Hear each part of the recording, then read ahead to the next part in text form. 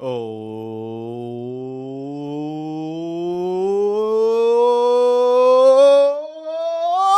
into the Russ Joy Show. I'm Russ Joy. You figured that out because you're smart. It's also the name of the show. Welcome in. I know what you're thinking. Russ, why are you doing a show at 2:45 in the afternoon, the same day that the Phillies are playing a game against the Seattle Mariners, at a time when the Phillies are up 3-1 in the game? The answer is simple. I'm an idiot. But the longer version of this answer is because I felt like it. Now, what a wild day it's been, by the way, for your team, your town, your Philadelphia Phillies. You get a Max Kepler home run in the game. We also have the story that kind of comes out about Nick Castellanos very much appearing to be in some version, it would appear, of a platoon. And the fact that Rob Thompson is trying to very gingerly navigate the outfield situation with the team. It's really not our big focus today, though. However, there are many focuses on today's show, but that, oddly enough, is not one of them. Now, we have a little bit of news, a few notes, right? We have a Colin Cowherd note where he has very much appeared to have fallen in love with the Philadelphia Eagles. We have Major League Baseball notes. We have a lot more. I have allergies. There's so much to get into today. And the MLB TV deals and the reported deals and waiting on a few of those specifics to come out, that to me is the most intriguing thing going on right now in sports. And so we will get there a little bit later on in the show. But the Colin Cowherd of it all is probably where we're going to begin. Now, actually, you know what? Scratch that. Rewind, reset, re-rack. Let's actually start with the Phillies, who are in the midst of a game where, again, as of right now, top of the sixth, they're up 3-1. We'll see what happens. And for all the people who listen after the fact on the podcast feed or who watch this thing back on YouTube, Facebook, and X, maybe things will have gone awry. I would certainly hope not. I want to talk really briefly about what we saw on Tuesday night because it was one of the most maddening Phillies games in recent memory for a very brief moment in time. And it's funny because, like, a couple days ago, we watched Jordan Romano almost attempt to implode and put the Phillies in a position where they were going to have to send Duran out to the mound. And it was a pretty ugly performance out of him, and then everybody thought he was going to get DFA'd. He did not. But I want to go back to last night because at this point, it very much feels like everybody's starting to give their flowers to JT Realmuto. But I think on this show, we haven't exactly given the guy all of his flowers. And so I think today is a very good day for us to just take a moment and kind of recap where things were at with JT Realmuto a little bit earlier this season. And if you remember, a lot of times when we talked about players that were going to be coming up for new contracts, we pretty much would always go out of our way to mention that it's insane that Ranger Suarez isn't signed. We'd go out of our way to mention the fact that it was insane Kyle Schwarber wasn't signed. And then when you looked at JT Realmuto, there were moments where you'd have to say to yourself, all right, like the season wasn't going nearly as well as I'm sure he would have wanted it to in a contract year. And it probably wasn't going as well as the Phillies would hope it would. And so there was probably a thought that, all right, at the end of the season, depending on how things go, depending on what the contract negotiations look like, if you're the Phillies, do you want to re-sign a 34-year-old catcher to a whole hell of a lot more money? And remember, like it felt like his days as the best catcher in baseball were long gone. And yet, if we're being honest and if we're being fair here, he's been pretty damn good, especially over the last month and a half, 2 months. I actually want to hit you with some numbers today because I think that hitting you with a little bit of facts to support the argument is probably a good thing. When the season started in, what was it? He had 84 at-bats in the month of April. He hit 262. In May, he fell off a cliff. He had 83 at-bats, so one fewer at-bat. He hit 205. Then he rebounded in June, hitting 293. In July, he was simply on fire at the plate. In 79 at-bats, he posted a 354 average. And thus far in the month of August, he's hitting 333. Now, if you take a look at his performance over the last week or so, he's hitting 381. Last 15 days, he's hitting 375. If you want to go over the last 30 days, 307. Now, you can look at whatever hitting metric you want to look at. I tend to, at least at this point in JT Realmuto's career, I'm not as concerned with his slugging. I'm honestly not as concerned with his OPS, although that has been fantastic over the last few weeks. I look at his ability to put the ball in play, and I look at his ability to get on base, and I do look at his ability to hit for average. And the fact that his average is up after an absolutely dreadful May, where we all kind of looked at it and said, oh shit, like there's nobody really in the pipeline right now that you feel great about giving that everyday job to. What are they going to do at the end of the year? He has rebounded in such a critical way. It's kind of hard to look at this as anything other than a massive win for this team. Now, I will note, last night he had one of the most clutch hits of, in recent memory as a Philly, at least. When the Phils get out to a nice lead, everything's humming along in the game last night. Christopher Sanchez gets pulled after 96 pitches, goes 6 in the third inning, gives up 2 runs. It's a nice performance, 12 strikeouts.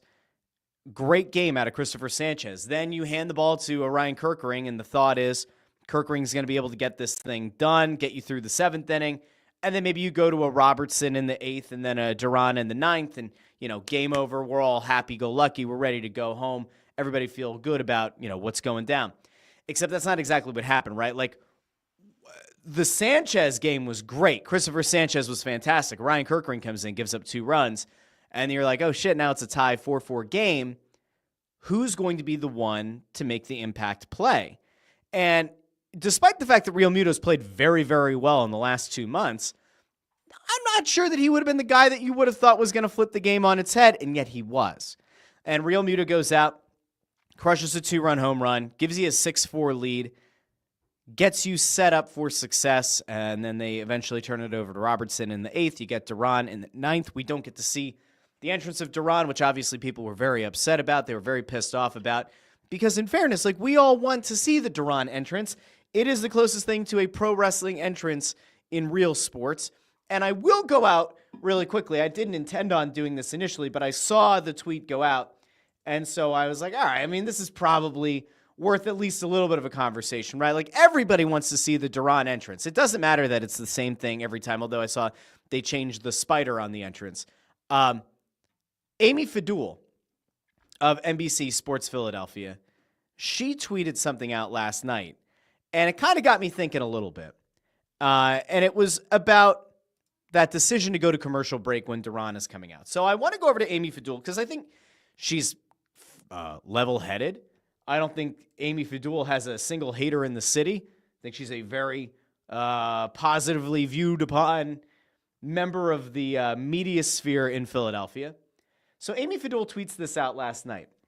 She says, "For those wondering, I hear you, but it's not necessarily about commercial money for when you have to take breaks. It's about timing for the end of game. Like, if you don't take the break before the 9th and something happens, you're stuck with extra breaks and no time to take it.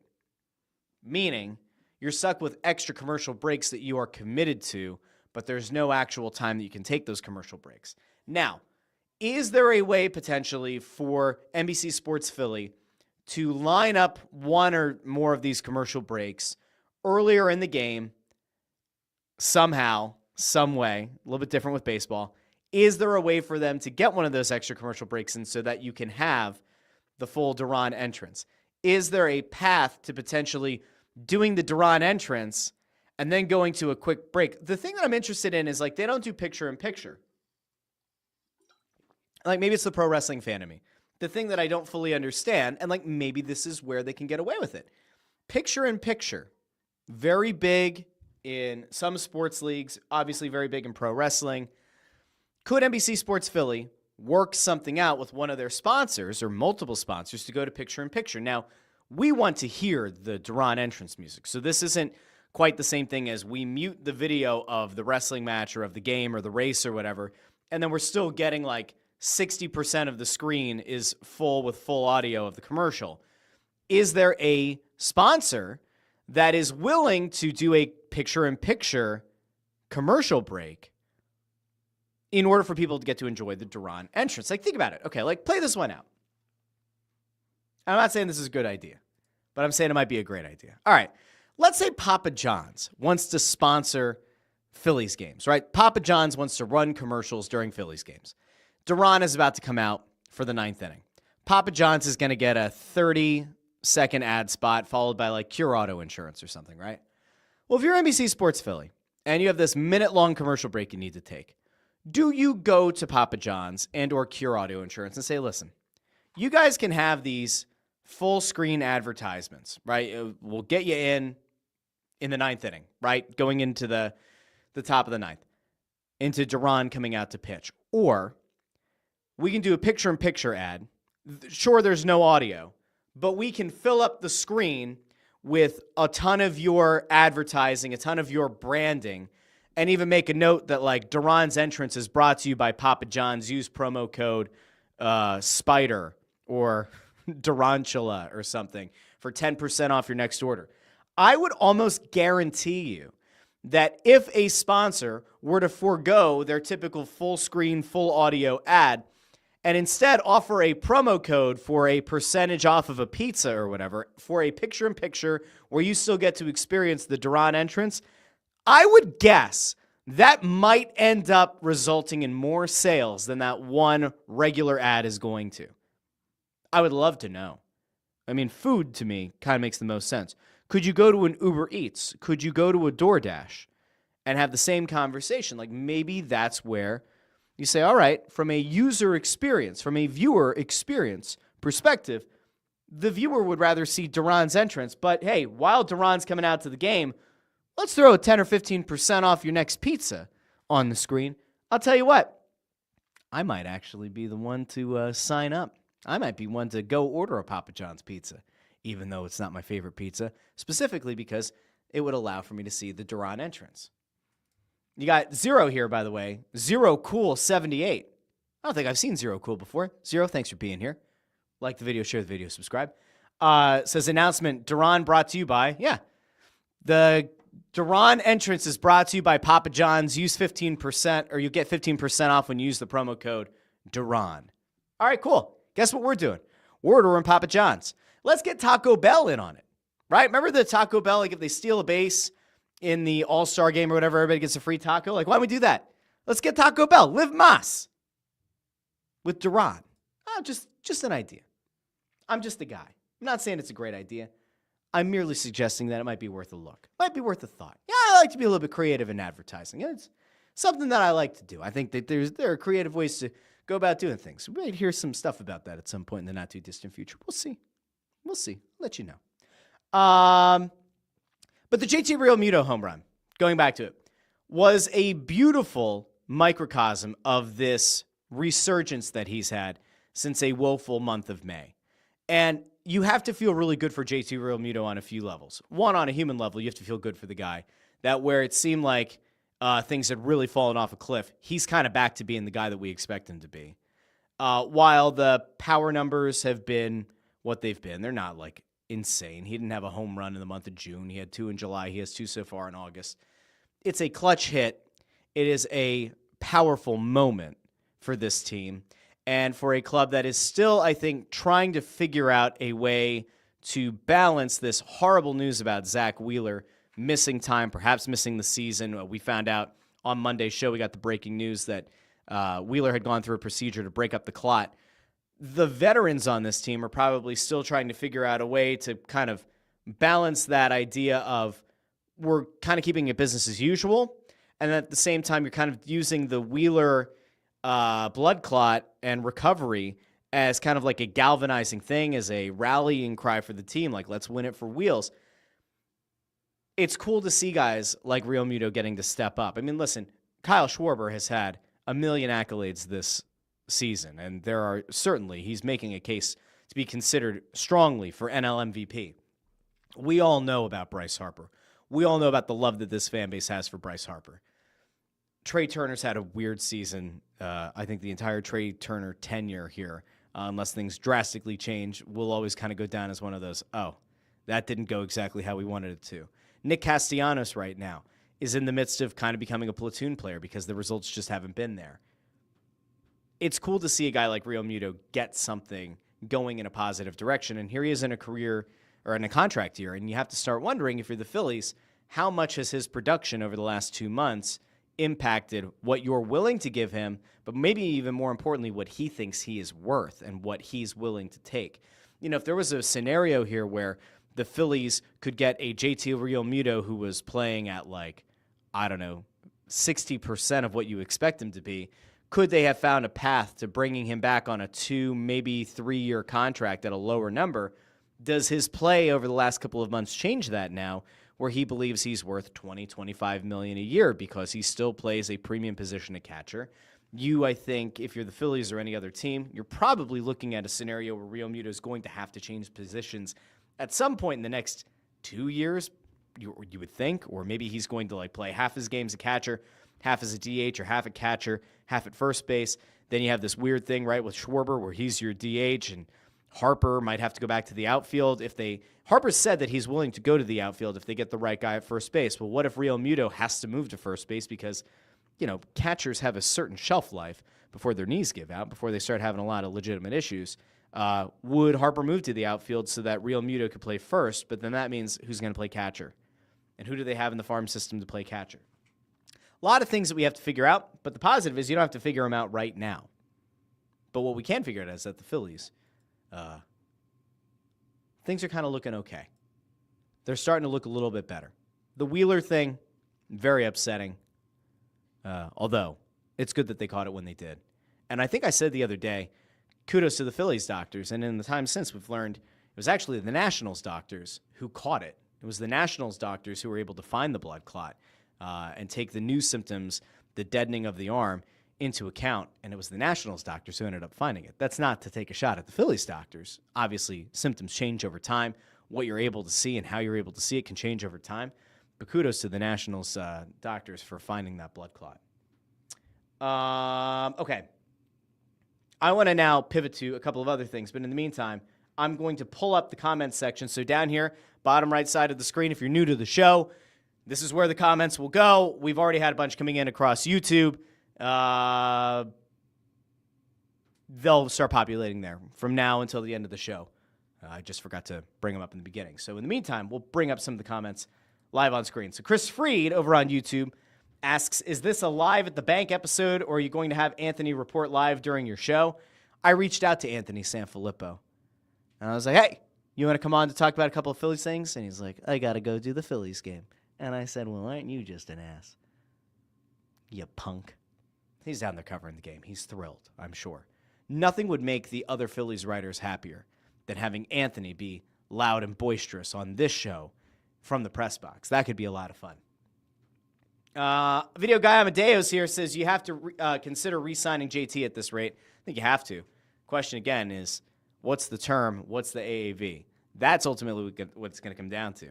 If the Phillies were hoping that they were going to be able to get Realmuto back here at 10 or 15 million, and now he's playing himself into a 20-25 range because he plays catcher, and he's been hitting very well this season, and he's still a beast behind the plate. I don't know. What's Dave Dombrowski going to do? Boy, he rolled the dice with Schwarber. Now you kind of rolled the dice with Realmuto. Ain't coming up Dombrowski. Tony Louie over on YouTube says 28 days until Flyers training camp starts. Until then, I'll be twiddling my thumbs and staring at the ceiling fan. Well, Tony, I have news for you. You want some breaking Flyers news? I got some breaking Flyers news. I'll give you some news that hasn't been reported anywhere else. I got no news. There's no news whatsoever. I said this question here from Jim Grasso. Is Mishkov back from Russia? I don't know.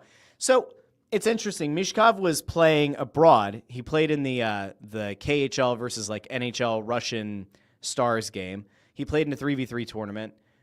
We saw him score at Michigan. He did a couple of interviews over in Russia. I don't know if he's back yet. I'm not sure that it really matters. It's not as if he's not going to come back to the team, to the country. Flyers camp being 28 days away is interesting. Not because 28 was Claude Giroux's number, but 28 days away is interesting because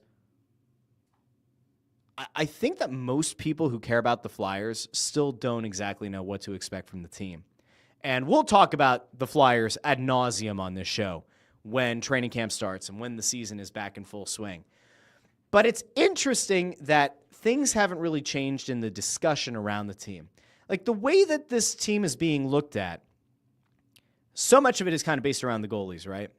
And if you'll notice, and you probably have, after the Carter Hart acquittal, there was a whole lot of scuttlebutt about, are the Flyers going to bring back Carter Hart? Would Carter Hart be open to rejoining the Philadelphia Flyers? And then I think it was Frank Saravalli that put it out.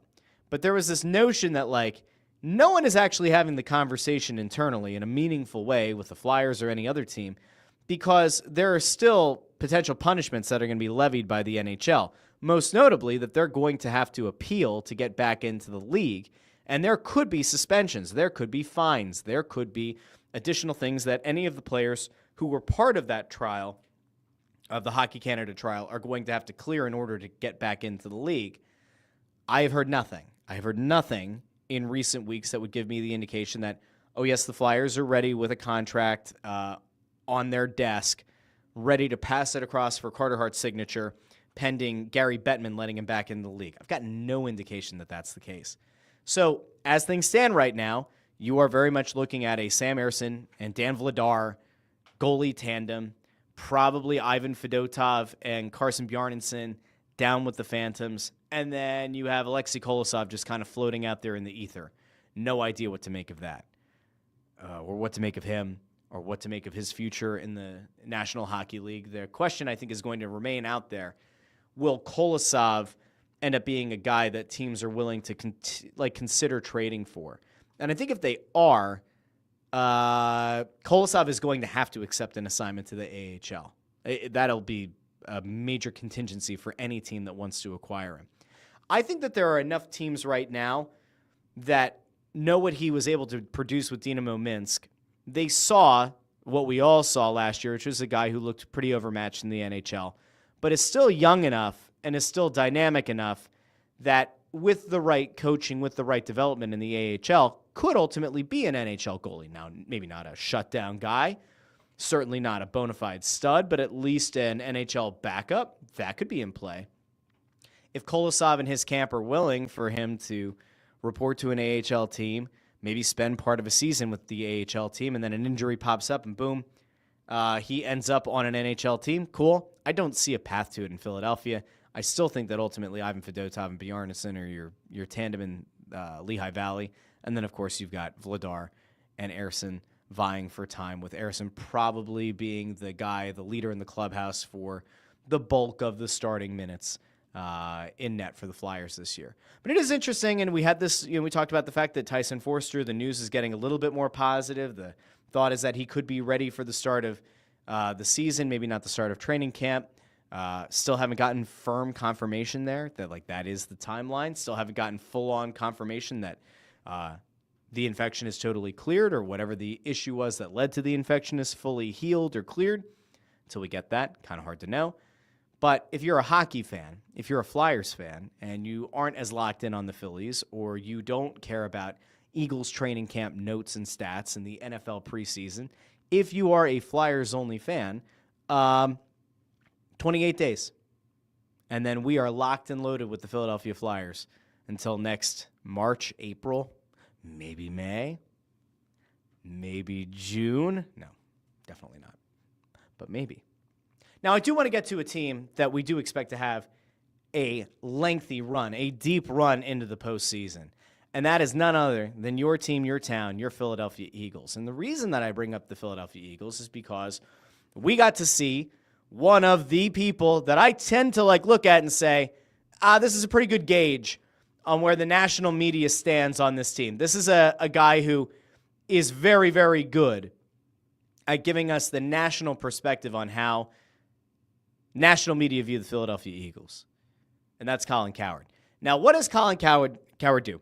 We have had conversations on this show, and we have dissected some of his statements about Jalen Hurts in the past, and that he doesn't seem to believe that Jalen Hurts belongs in the upper echelon of quarterbacks, maybe not even in the first two tiers, because he is of the belief that it's a stacked offensive line, incredible running back, great wide receiving duo, really strong tight end, and that because Hurts isn't called upon to be a guy that needs to lead the way for his team and win games outright for his team, since he isn't leaned on in that way, He can't be one of those top-tier guys. Now, I fundamentally disagree with that. I don't think you can hold the overall value of the supporting cast against a guy. I'm very much on the record here. Not the biggest Joe Burrow guy. Recognize the talent. Also recognize the fact that their defense sucks. They often fall behind early in games. Burrow has to kind of dig them out of a hole. He gets to throw the rock around. He also has a great wide receiver duo in Chase and Higgins, something that a lot of times it feels like people like to gloss over. He does have a legitimate wide receiver duo. And he puts up gaudy stats. And then you see Joe Burrow get put in at like number 3 on quarterback power ranking lists. And then you see like Jalen Hurts end up at number 9. You kind of want to pull your hair out. And in the case of me, where I have a 5 or maybe a 6 head, I don't want to pull any more of this lettuce out, because if I do, then it becomes like a 7 or an 8 head. And that just isn't good for anybody. Colin Cowherd, though, he released his power rankings. So the herd hierarchy, as he calls it. He ranked out the top 10 teams in the NFL, and it's a lengthy clip. It's something that, while I appreciate it and I think is wonderful, it's not what I'm really concerned with. I'm concerned with, where did he put your team, your town, your Philadelphia Eagles? And if I told you that Colin Cowherd put the Buffalo Bills at number 2, your head probably would go to, oh, he's got the Chiefs at number 1. Or maybe your head goes to, oh, maybe he's very bullish on Lamar Jackson and Derrick Henry in year 2 of playing together, and maybe he's got Baltimore as the number 1 team. But would you be surprised, and perhaps you would you be surprised to know that Colin Cowherd did not put Kansas City number 1? He did not put Baltimore at number 1. No. Colin Cowherd put the Eagles in a very prominent position. Let's go out to Colin Cowherd. We'll let him be the one to reveal where he put the Philadelphia Eagles. Listen, not only was their defense number 1 last year, I looked it up this morning, it was the youngest defense in the league and the cheapest. So they do everything right. I don't. Spoiler alert. You just saw it on screen. If you're listening to the podcast feed after the fact, all right, spoiler alert. He's got the Eagles number 1. Citing the defense, the youth of the defense, the cost of the defense. Let's continue. I think they're as good at quarterback. I think when you can force Philadelphia to play from behind and you can force them to throw, they're not as dangerous as a Buffalo is forced to throw or a Kansas City is. So that is entirely built around this idea that Josh Allen and Patrick Mahomes are vastly superior quarterbacks to Jalen Hurts. I think that for the most part, you will get a large segment of football fandom that would probably agree Josh Allen overall as a quarterback better than Jalen Hurts. You would certainly get a large plurality of the votership would say Patrick Mahomes, best quarterback of his generation, likely a better quarterback overall, right? Especially playing from behind than Jalen Hurts. We can, of course, point back to the fact that we often do on this show, which is that Jalen Hurts in 2 Super Bowls against Patrick Mahomes has outplayed Patrick Mahomes both times. We can leave that off to the side. We can also leave off to the side that, Jalen Hurts, reigning Super Bowl MVP, a guy who got the job done for your team, your town, your Philadelphia Eagles. But okay, we'll pull back a second. Colin Cowherd, very much of the opinion, all right, Mahomes, Josh Allen, he'd rather go to them with a need to come back late in the game. I think you could probably make that case for Mahomes. I'm not so sure that you could make the case for Josh Allen, but all right, we'll continue. But again, they do everything well. They GM well. They quarterback well. Mm-hmm. Their line plays incredible. Saquon Barkley has just been jet fuel to an uber-talented roster. So there is my herd hierarchy. And that's it. So he's right on a few levels, right? Howie Roseman, who I was very critical of for a very long time, probably does the GM thing better than any other GM in the National Football League, continues to find value along the margins. And it's funny, when Cincinnati was kind of lighting themselves on fire by, essentially making Trey Hendrickson available, the first thought was, oh, what's Howie going to offer? And everybody almost expected Howie Roseman to kind of swoop in and make a crazy trade for him. Now, to this point, there has been no real update on Trey Hendrickson or about him being moved. I saw a couple hours ago that the Raiders are apparently out there as a potential front runner for Hendrickson. But if you're the Eagles, you have the draft capital to be able to go after a guy like that. The question is, how do you make it work? How do you make it work with the cap? it's always interesting, though, because any name that becomes available, any big name that becomes available, immediately you think of the Philadelphia Eagles, and you think about the fact that Howie Roseman kind of works his voodoo magic on the salary cap. And yes, there are bad void years. And yes, the salary cap situation can be very tenuous if things go sideways with any of these players. And yes, Howie kind of, in a way, benefited from absolute incompetence in Washington by getting rid of Carson Wentz. That was Washington. Yes. Or was that Indy? He played at both. But he was able to get rid of Carson Wentz. He had Jalen Hurts already drafted. Many people questioned that decision to take Hurts in the second round at the time. But by being able to offload an awful Carson Wentz contract that would have had a ton of dead money if they had to cut him, they kind of got to clear the books. You probably aren't going to get another shot like that. And as things currently stand right now, the Eagles are kind of like in a house of cards when it comes to the cap situation and with potential void years on the end of some deals. But in the interim, they are as competitive as any team. They have the flexibility that's virtually as good as about any team in the National Football League. They do the GMing thing very, very well, if not better than anyone else. The coaching side of things is interesting because Jalen Hurts now, once again, has a different offensive coordinator. The poor guy can't get like 2 years of the same guy calling plays. That's a little bit problematic. Depends on how much you believe Nick Sirianni is involved in the planning of the game plan going into Sundays. It depends on how much you believe he's actually involved in the direct play calling within the game. If we are to believe that Nick Sirianni has had the majority of the play calling duties and the preparation in installing the game plan leading up to games, then maybe the offensive coordinator role isn't that important after all. And having Sirianni here really is the only consistency that Hurts needs. Now, if the success has kind of been in flux, and we know that 2023 season was dog doo-doo. If you are to kind of take that year out as an outlier, and it was contingent on the offensive coordinator being very, very good, we'll see how this looks this year. I have to imagine that at this point, Hurts, by virtue of being able to deliver 2 deep playoff runs, 2 Super Bowl runs, 1 Super Bowl win, he probably at this point has earned significant input into what works best for him so that when the game plan is being installed on a week-to-week basis, he's going to have more say than he might have had in the past, and we'll see how it works. But Colin Cowherd having the Eagles atop his NFL power rankings, atop his herd hierarchy, I thought was notable, and so I pass that along to you. Now, I'm going to go out here really quickly to the comments, and then we're going to go to our last topic of the day, which I find to be maybe the most intriguing thing that we have going. I know there was a Zero Cool 78 said that NBC might have just showed a very not great picture in a picture-in-picture, showed a fan's genitalia, perhaps, in a picture-in-picture. Don't know if that's true, but that's really funny if it happened. Let's see.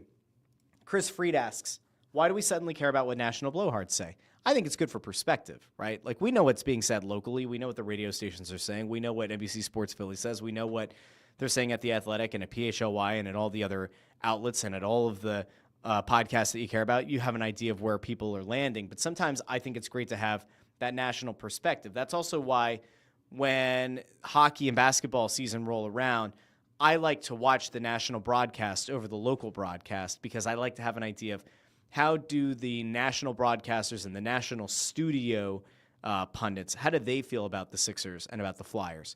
Because we sometimes get very, very focused in on how we feel in the moment where this is our world, this is the only team that we're really focused in on, but sometimes I like that macro view on things. And, of course, like, over the years, you'll have a Reggie Miller have a total flub on a TNT telecast where he says something really stupid and off base about like one of the young Sixers players. And then you kind of roll your eyes and go, all right, well, way to go, Reggie.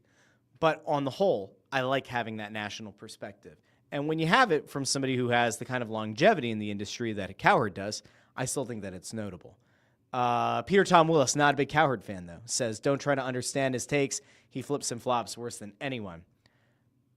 Interesting. Raymond Supper over on YouTube says, national media tends to favor quarterbacks that make pretty plays over efficient quarterbacks. That's true, which is why I'm always just kind of like down on Burrow, because it's like, I get it. The talent's there. The arm is there. But the slow starts are also there. Like, there's enough of a historical precedent here with the Bengals and with Burrow under center that, like, the team starts off slowly every year. And, yeah, you can always make the case. The defense sucks, and it does. The Bengals' defense is bad. Very, very bad.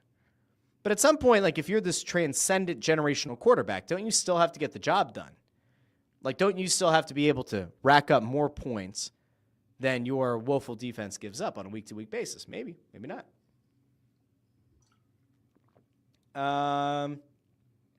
Let's see.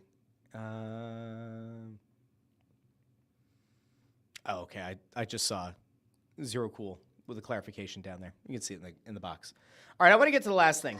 The last thing on today's show is what I think is one of the most interesting media stories. Now, on this show, The Russ Joy Show, which you can find on YouTube, X, Facebook, as well as in your favorite podcast app, we've been talking lately about TV deals and about streaming deals and about the fact that, like, WWE went to ESPN with their premium live events, but they're also maybe doing a one-off this year to counter-program AEW. We talked about the fact that UFC left ESPN, which helped it grow to a much bigger national audience, and now they're going to Paramount, and they're effectively killing off the pay-per-view model. All this stuff I find really interesting. And at the same time, we've seen some movement, right, with the NHL, where center ice is effectively gone. You can access many out-of-market games through ESPN+. I have long been of the opinion that regional sports networks, the RSNs that we've all kind of grown up on, are going to go the way of the dodo, and it's going to happen sooner rather than later. And the reason that I'm, like, so bullish on it is I just don't know how that model stands up now. I don't know who's sitting around on a day-to-day basis with NBC Sports Philly on in the background. I don't know how many people are actively tuning in to go watch the channel, the same way that we might have done in high school and even college when there was Daily News Live and Philly Sports Talk, and then you'd go into Sports Night, and then that would kind of lead you into pregame live, and it felt like you wanted to be locked in from like 5 o'clock on. If you weren't locked into Comcast Sportsnet back in the day from 5 o'clock up through the game and then to post-game live, it felt like there was a good chance you were going to miss something important along the way. You would get the perspective of the local writers on Daily News Live. You would get the happy, warm, welcoming, and the faces of the folks on Sports Night. And then you would go to pregame live. You'd kind of get yourself hyped up or get yourself feeling even worse about your team as it's, kind of falling apart. You watch the game, and then you either go get to feel the elation of the win after the fact, or you're there to hope that the post-game crew is going to tear into the team as it just blew another game. There was something about that 5 o'clock through post-game that felt necessary. And I don't know when that changed, and it's kind of hard to say because I was at high school 04 to 08, college 08 to 2012. And in the course of those years, it does feel like the behavior and the viewing behavior of sports fans changed.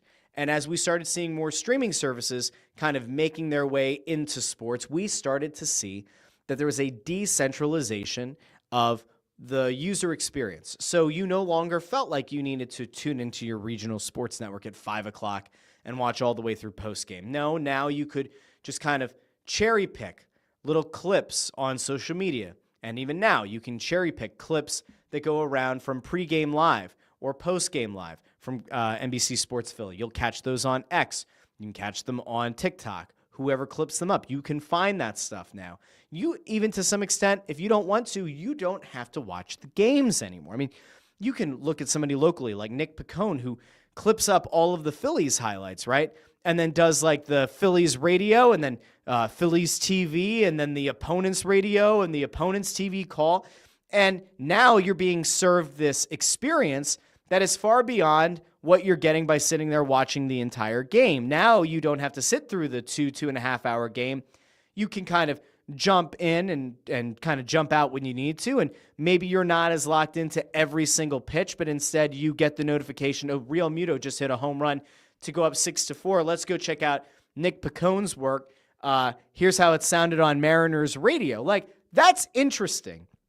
And it's part of the ever-changing landscape of how sports fans actually take in the games. And so This is a very, very long intro into the final topic, but it has to do with Major League Baseball because if you remember on this show, we talked about the news when it broke that ESPN was effectively bailing out on Major League Baseball, that they no longer had the interest in keeping Sunday Night Baseball beyond the season, and that they felt like the NBA and even the NHL and certainly the NFL were better overall investments for their brand, and that maybe declining numbers with Major League Baseball were becoming a little bit more problematic than Major League Baseball wanted them to be. But what's interesting is that the news broke yesterday, and it was a report. It's not confirmed yet, but there was a report that was going around by Kendall Baker from over at Yahoo Sports. And so I'm actually going to throw out to Kendall Baker's tweet from yesterday. And this has all of the scoops, and then I think a couple of them have been updated since yesterday. But man, it is a fundamental changing of how baseball is going to be covered by the national media, because you're not just going to go to like ESPN for Sunday Night Baseball. No. This is very different now. So this was the scoop that went out on Tuesday night. So Kendall Baker puts out, scoop, MLB rights deals are, quote, close to being done, end quote, per sources. What I'm hearing, Apple is fully out. Remember, they've been doing the Friday night game, the game that's the hardest one to find because not everybody has Apple TV Plus. So that would effectively end Friday Night Baseball unless somebody picks it up. NBC Peacock is in for Friday, the Apple package, and Sunday exclusive and wild card. And so the Sunday exclusive is interesting because that would mean that NBC Peacock would then be getting Sunday Night Baseball. So NBC Peacock swoops in potentially, picks up the Apple package for Friday night and Sunday Night Baseball from ESPN. That is a hell of a bit of news. But maybe even more interesting is the next part. MLB TV being sold to ESPN for a boatload of money. Why is that big? Because what did we just see happen? We saw a merging, right, an acquisition of some assets, including NFL Network by ESPN. The NFL then got equity in ESPN. Now you're adding to that. You're adding to having the NFL Network now under the umbrella, along with Red Zone under the umbrella of ESPN. You have the NHL, right? A lot of those out-of-market games are already available, kind of replacing center ice. That's available through ESPN. And if MLB TV goes to ESPN and they're able to kind of mitigate the downside of the blackout restrictions, that would now mean that the NHL and MLB have pretty much every game available to stream other than some of the national games held by other partners. All of that would live on an ESPN platform, on some version of an ESPN streaming platform. And oh, by the way, they've got Red Zone and they've got the NFL Network. The final note in this was that Netflix gets the Home Run Derby, which would also be really interesting. And like, listen, Netflix has made it no secret that they want to get into the live sports market. Now, Netflix didn't end up getting UFC. They didn't end up getting anything additional with the WWE beyond they have Raw, right? There is a deal internationally, Netflix, with pretty much all of the shows, but in the U.S. at least, they have Raw. They have the show Unreal. There might be a couple of other shows that they're going to be able to kind of spin off of it, but they don't have like SmackDown. They don't have the premium live events. Those all go to ESPN. They don't have the rights to any of these major leagues. Now, there's been the Netflix package, right, with NFL. Remains to be seen what else Netflix is going to do. Them getting the Home Run Derby is a lot of fun. I'm sure they could do all kinds of stuff to lead into it. Netflix would be really smart to do some kind of a show, kind of like 24/7, kind of like Hard Knocks maybe, following some of the participants in the Home Run Derby, maybe for a week or two leading up to it, and then kind of showing you a behind-the-scenes look at the Home Run Derby itself and the fallout from the Home Run Derby. Like, that could be a lot of fun. So all of this kind of came out, right? And then right after this, Kendall Baker puts out, nothing's finalized, which of course means things could still change, but it sounds close. And then also noting ESPN's new DTC, direct-to-consumer app and app experience launch on Thursday. So then there was an update. And so he also kind of throws that here. MLB TV is a subscription service offering all out-of-market games. It's MLB's version of Sunday Ticket. MLB TV is not MLB Network, so it wouldn't be the same thing as bringing in NFL Network under the ESPN umbrella. And then there were also a couple of things on Update, getting more confirmation on MLB TV to ESPN and Home Run Derby to Netflix. The part about Apple being out and NBC Peacock being in, still more up in the air. Based on conversations, Apple is a bit more of a mystery. All of this got me thinking, though. On one hand, you had ESPN that just did not seem to value Major League Baseball the way that Rob Manfred wanted ESPN to value Major League Baseball. And you see how important it is for every streaming service to get live sports rights. It cannot be overstated just how important having live sports rights are to Netflix, to HBO Max, to Paramount, to Amazon Prime Video. They all want to have live viewers. And why? Because, one, there is a built-in experience and a repeated visitor experience from sports fans that are going to go wherever the leagues are. NFL fans, for the most part, are going to subscribe because they want to see their teams play.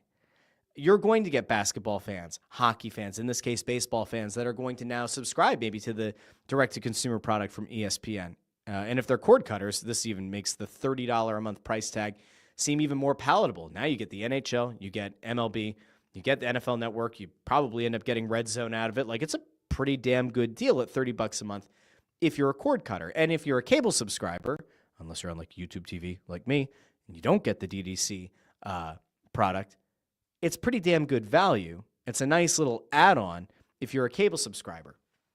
So, all of this is to say, I find it interesting that you see Peacock get in on it, you see Netflix get in on it. That then tells me that to some extent there's a possibility that HBO Max and maybe even Amazon Prime Video were in the running to try to get some kind of a package out of it.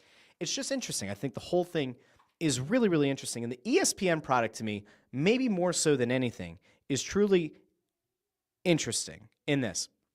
I think I mentioned on Monday, Brian Curtis on the press box had Jimmy Pitaro on, who runs ESPN, right? And they talked about the fact that there's this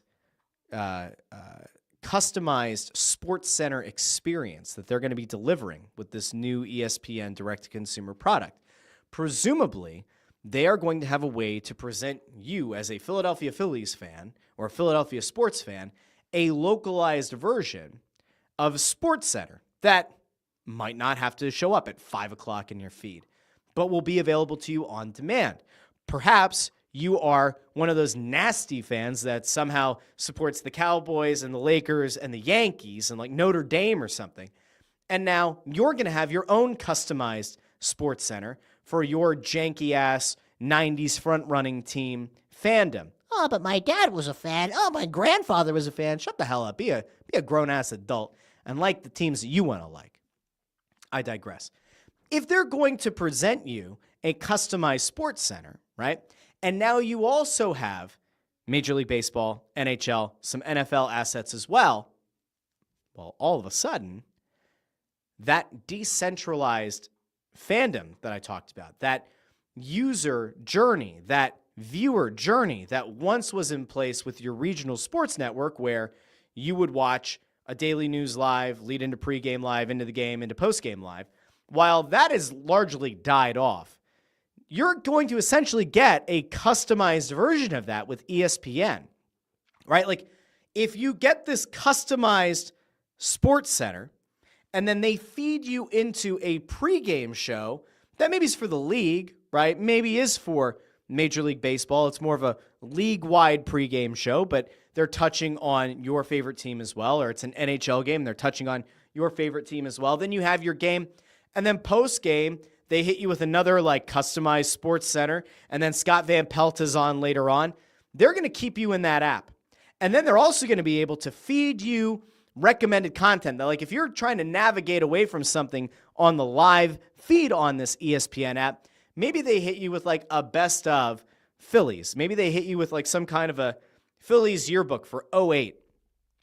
I think that ESPN product that people kind of scoffed at initially is going to effectively replace regional sports networks. The way that I thought RSNs were going to die off, and you can go back, you can check episodes from 2024 of this show, you can go back to episodes of Snow the Goalie from a year ago. I've been saying for a long time, I think the RSNs are going to die. And what will ultimately happen is you're going to see a streaming platform come in, and that streaming service is going to try to buy the rights to all the games, the same way that Apple TV has Major League Soccer. I thought there was a very good chance you would see somebody come in, swoop in, and pick up all of the out-of-market games. It happened with the NHL, with ESPN.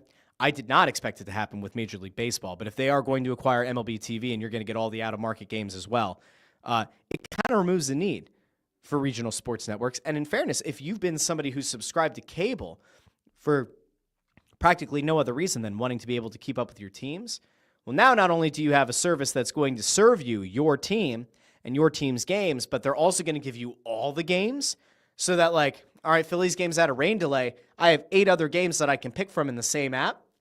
Yeah, that's kind of a game changer. That's certainly something that's going to move the needle for a lot of sports fans. I have to admit, though, I didn't think ESPN was going to be the one to do it. I thought that you would get an HBO Max or a Paramount that needed the subscribers desperately. They were going to swoop in, or an Amazon that has more money than God, that they would kind of swoop in and they'd be the ones to do it, or that a Netflix that wants more and more live content, that they'd be the ones to swoop in. But it does look like, at least as of right now, ESPN is going to be the one to get it done. All right, I'm going to go over to the comments here because I want to see what people have to say about the media news, which I thought was some of the most interesting stuff. Peter Tom Willis says, in Albuquerque, I've paid for Philly sports for decades, happily. Chris Freed weighs in, says, the big story with these MLB media deals is they all conclude in 28 when MLB wants to bundle all local media deals in a single contract. Bundling local media is the future for pro sports. And again, I think that's probably true, and I think that's probably correct. And that's why I've been very bullish on the death of regional sports networks. I've also posited the idea here that, like, while they're operating in different parts of the business, NBC Sports Philly is still owned ultimately by the same parent company as Peacock. And at some point, it would make sense to me that in the same way that, like, WGN out of Chicago is able to air all the Cubs games and they have some national distribution and you can watch Cubs games all the time, it's always kind of made sense to me. Like, why wouldn't NBC/Comcast, why wouldn't they ultimately want you to be able to watch every Phillies game, every Flyers game, maybe every Sixers game, all from the comfort of the Peacock app? Maybe it'll happen. I don't know. We'll see. Peter also says, I've never been into UFC, but it being included in a subscription I already have, I'll become a fan. And that's a big part of what Paramount is kind of banking on, is that people who might not have given UFC a chance because of the hefty price tag for a lot of the pay-per-views, if you get rid of the pay-per-view model, maybe the cost of the service is going to go up. I would expect it would, because that was, a $1.1 billion per year deal. I'd expect Paramount Plus's subscription price to go up.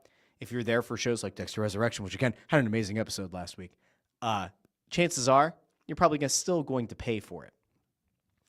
Mr. Bo 99 says it's that time in the summer where baseball has become monotonous. I think there's probably some truth to that. Also, sounds like the Phillies have gone on a wee bit of a run. They've padded that lead. I'm obviously not watching it while we're doing the game here, but it's now 8-2.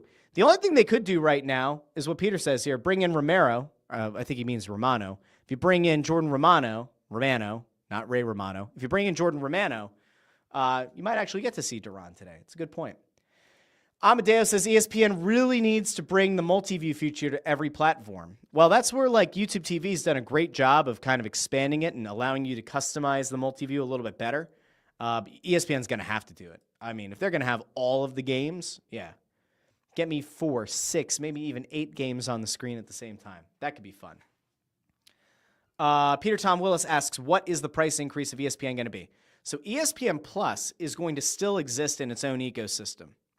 This DTC, the direct-to-consumer product of ESPN, their new app, meant for cord cutters, is going to be $29.99 a month. But that is essentially for cord cutters. Now, if you have a cable subscription, it is supposed to be included.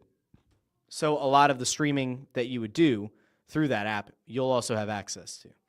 $29.99 is a lot of money. But again, if you're going to be bringing all of the out-of-market games in, I don't know. Is it a bad price? I don't know. Let's see. Raymond Sepper says, here in Tampa, hockey is going over-the-air TV this season, and all a cord cutter needs is an indoor antenna. Fans were complaining about blackouts on streaming services. It's interesting. Over-the-air. Pretty wild. I wonder how they make the financials of that work out. How do the economics of that work out? Chris Freed says, think of a pregame show that uses images and voices of Callis or Gene Hart. That is the future. I don't think we're going to get there.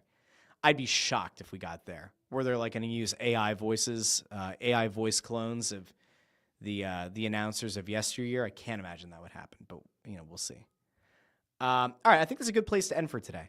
Phillies are in the midst of probably wrapping up a win against the Mariners, which would mark a very successful series against a team that would essentially close out a nice sweep.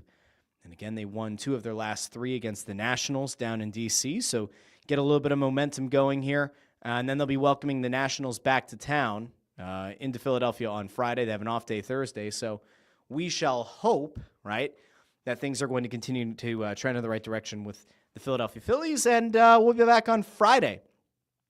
Now, will there be a new episode of Snow the Goalie this week? I don't know. We're working on a whole bunch of stuff. I think that one of the Dev Camp interviews will go up on the channel this week.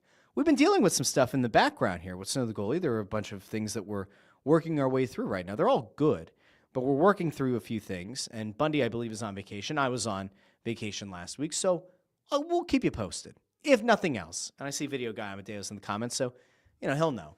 We'll put up one of the Dev Camp interviews, if nothing else, this week on the Snow the Goalie channel. Bear with us. As somebody pointed out earlier, 28 days away from training camp, and then you're going to be getting a lot of Snow the Goalie in your life. So, until later this week, until Friday, this has been the Russ Joy Show, and I've been Russ Joy, but you knew that already because you're smart, and it's also the name of the show. Thanks for joining me on YouTube, Facebook, and X. You can find the show wherever you get your podcasts. I'll talk to all of you Friday here on the Russ Joy Show. Bye now.